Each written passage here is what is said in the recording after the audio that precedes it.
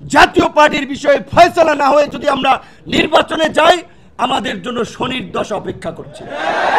কারণ জাতীয় পার্টির মাধ্যমে আওয়ামী লীগ ব্যাক করবে। কিছুদিন আগেই জিএম কাদেরের যে বক্তব্য, তিনি কিভাবে ঔদ্ধত্য দেখাতে পারেন এবং বলতে পারেন আওয়ামী লীগ ছাড়া নাকি কোনো এই দেশে নির্বাচন হবে না। এই কথা বলার পরে জিএম কাদের কিভাবে এই ঢাকায় আপনার রাজপথে তার অফিসে আসে, তার উত্তরার বাড়িতে অবস্থান করে। আওয়ামী লীগকে নিষিদ্ধ করা হয়েছে, সংগঠন হিসেবে তার বিচার হচ্ছে, আর জিএম কাদের বলছে আওয়ামী লীগ ছাড়া নাকি এই দেশে নির্বাচন হবে না, জাতীয় পার্টি ছাড়াও নির্বাচন হবে না।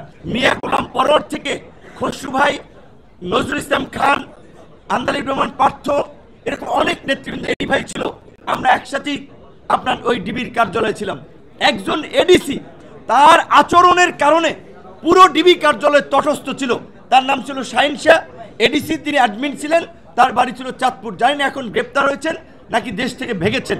তো এই কথা বললাম এই কারণে, এই সামনে যদি নির্বাচন বিলম্বিত হয়, নির্বাচন নিয়ে যদি কোনো সংকট তৈরি হয়, আমাদের রাজনীতিবিদদের জন্যই কিন্তু বিপর্যয় অপেক্ষা করছে।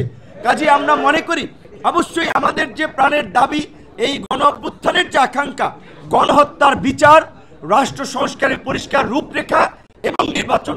গণহত্যার বিচার চলছে এবং এই যে আন্তর্জাতিক অপরাধ ট্রাইব্যুনালের যে প্রসিকিউশন টিম, তাদের কার্যক্রমে আমরা খুশি, তাদেরকে আমরা ধন্যবাদ জানাই। এই প্রতিষ্ঠাবার্ষিকী থেকে আপনারা দেখেছেন যে এই আর্মির জেনারেলরা গুম খুনের সাথে জড়িত ছিল, যাদেরকে গত 1 বছর বিচারের মুখোমুখি করা হবে কিনা দ্বিধাদ্বন্দ্বে ছিল, এই প্রসিকিউশন টিম, আইন উপদেষ্টা এবং ডক্টর ইউনূসের সাহসিকতার ফলে তাদের হাতে হাত করা পরানো হয়েছে। আপনারা দেখেছেন ওই যে একজন মেজর, তিনি কিভাবে পাখির মতো গুলি করছিলেন, তাদেরকে এখন হাত করা পড়েছে, তাদের বিচার হচ্ছে। আমরা পরিষ্কারভাবে বলতে চাই, সেনাবাহিনী এই দেশের স্বাধীনতা সার্বভৌমত্বের প্রতীক।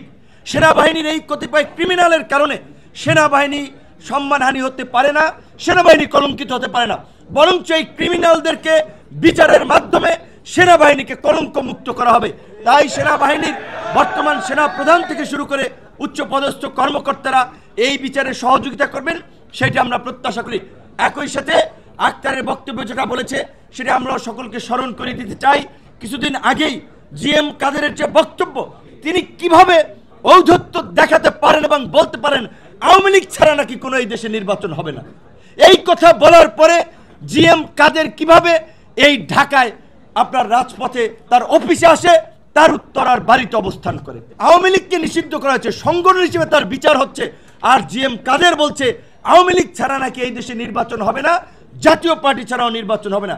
কাজে আমি বিনয়ের সাথে রাজনৈতিক নেতৃবৃন্দকে বলবো, অবশ্যই নির্বাচনের আগে নির্বাচন বিঘ্নিত হোক এমন কোনো কাজ আমরা চাই না, কিন্তু এই আওয়ামী লীগের দোসর এবং ভারতীয় এজেন্ট এই বাংলাদেশের রাজনীতিতে যখন থেকে তারা এসেছে, এই বিস্ফোরা জাতীয় পার্টির বিষয়ে ফয়সালা না হয়ে যদি আমরা নির্বাচনে যাই, আমাদের জন্য শনির দশা অপেক্ষা করছে। কারণ জাতীয় পার্টির মাধ্যমে আওয়ামী লীগ ব্যাক করবে।